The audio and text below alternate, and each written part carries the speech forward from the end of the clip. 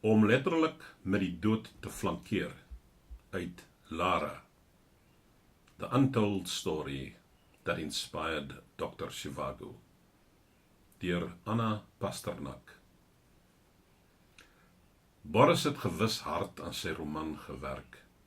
Op die 12de Desember het hy van Moskou af as gevolg aan Frederik, Josephine en Lydia geskryf.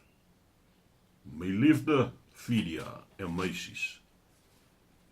In die brief maak hy dit duidelik dat hy alles moontlik doen om die eerste helfte van Dr. Zhivago, wat reeds in manuskripvorm was, by hulle uit te kry. Hy wil weet of hulle van 'n goeie Russiese kopie-tekster kennis gedra het. En as daar enige geld in Engeland aan hom verskuldig vir die taalwerk, kon hulle die tekster betaal om 3 afskrifte te maak en hulle te kontroleer. Hy wil graag hê dat die manuskrip aan Maurice Baura, 'n hoog aangeskrewe Engelse literêre geskiedkundige, Stefan Szymanski, 'n Engelse kritikus en vertaler van Pasternak se werke in Russies, en hulle vriend, die Engelse geskiedkundige en filosoof Isaiah Berlin, gestuur word. Om dit te druk, ek bedoel, om die drukwerk uit te gee, is geheel en al buite die kwessie, of dit die oorspronklike of die vertaling is. Jy moet dit baie mooi aan die literêre mense, aan wie ek dit graag wil wys, verduidelik. Het hy voortgegaan en hulle op datum gebring aangaande die vordering van sy werk. In die eerste plek, dit is nie klaar nie. Dis net halfpad klaar. Daar moet verder daaraan gewerk word. Tweedens, om dit in die buiteland te publiseer, sou my blootstel aan die mees katastrofiese en moontlik noodlottige gevare. Beide die gees van die werk en my situasie, soos dit hier ontwikkel het, beteken dat die roman nie in die openbaar mag verskyn nie. Die enigste Russiese werke wat toegelaat word om in die buiteland te sirkuleer, is vertalings van werke wat hier gepubliseer is. Omdat hy bevrees was dat sy susters hom sou kritiseer, het hy geskryf, julle sal nie van die roman hou nie, want daar is 'n gebrek aan deurlopendheid, en dit was inderhaas geskryf. Een rede is dat ek dit nie kon uitrek nie. Ek is nie meer jonk nie, en in elk geval is dit moontlik dat daar van dag tot dag enige iets kan gebeur. En daar was 'n paar goed wat ek wou neerpen. En ek het geskryf wanneer ek tyd gehad het, sonder betaling en in alleryl, sodat ek nie my begroting oorbelas nie, maar om te probeer om tyd te maak om iets wat betaal het te doen. Ten spyte van sy eie geringskatting by sy familie, was lofbetuigings van sy literêre vriende, aan wie hy geslaag het om die eerste tikwerk te stuur aan die opbou. Op die 29ste November 1948 het hy die volgende brief uit Sint Petersburg aan sy niggie Olga Friedenberg ontvang. Sy was 'n voortreffelike student wat later 'n professor geword het. Jou boek is verhewe bo enige kritiek. Alles wat jy sê oor die geskiedenis as die tweede heelal kan in jou boek opgespoor word. Dit is 'n spesiale variasie van Genesis. Om die filosofiese redevoering daarin te lees, laat my vel behoorlik kriewel. Ek is net bevrees dat ek op die punt staan om die finale geheim wat iemand binne homself wegsteek te ontdek.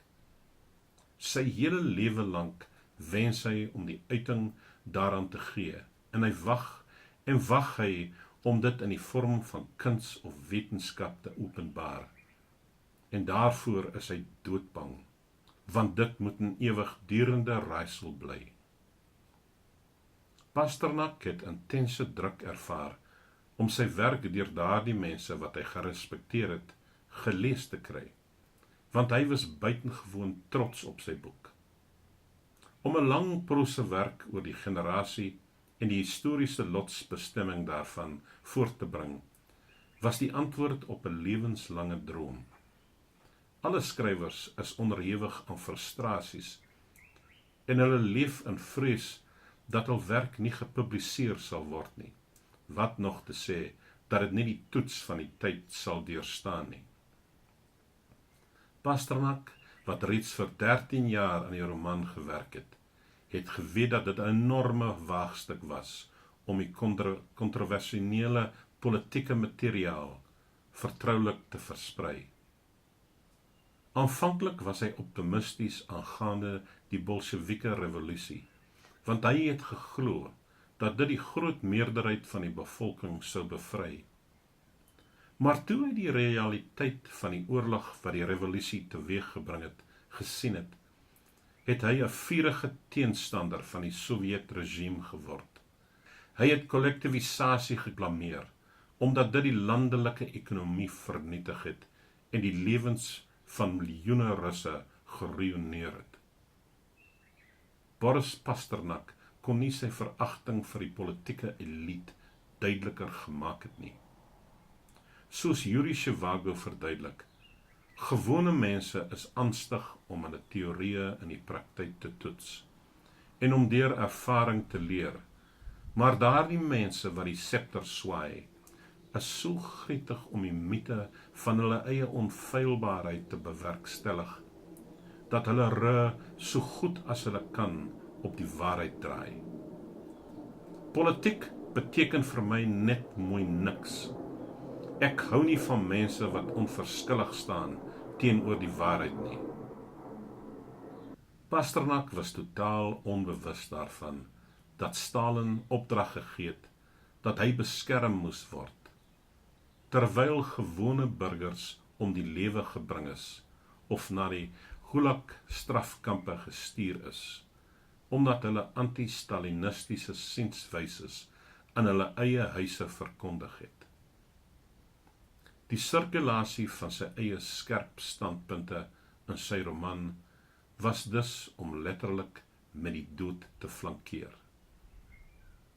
Pasternak het die gevare raak gesien en hulle in die brief, wat vir amper 'n dekade die laaste aan sy familie sou wees, beskryf. As gevolg van die era van agterdog, was hy gedwing om al sy korrespondensie met sy susters te staak, en het hy dit eers na die somer van 1956, gedurende die Khrushchev-ontdooiing hervat. Selfs al sou julle eendag hoor dat ek opgehang is, of uitgemergeld of gevierendeeld is, het hy aan hulle vertel.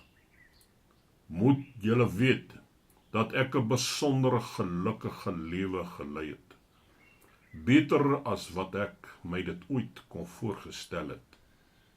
En ek is op hierdie oomblik, en in my onlangse verlede, op my gelukkigste en bestendigste ooit, want ek het uiteindelik die kuns aangeleer om my gedagtes in skrif uit te druk. Ek besit die vaardighede tot op die punt wat ek dit nodig het, en dit was nooit voorheen die geval nie. Hy het die brief geskryf op die kruin van sy affære met Olga. Sy seun Evgeny het dit so verduidelik. Die impak van hulle gelukkige verhouding gedurende die eerste 3 jaar is onthul in Lara se beeld, haar voorkoms en die liriese warmte van die hoofstukke wat aan haar toegewy is. My pa het altyd geglo dat dit die ontwaking was van 'n akute en gelukkige persoonlike indruk, wat hom die krag gegee het om die moeilikhede van sy werk aan die roman te hanteer.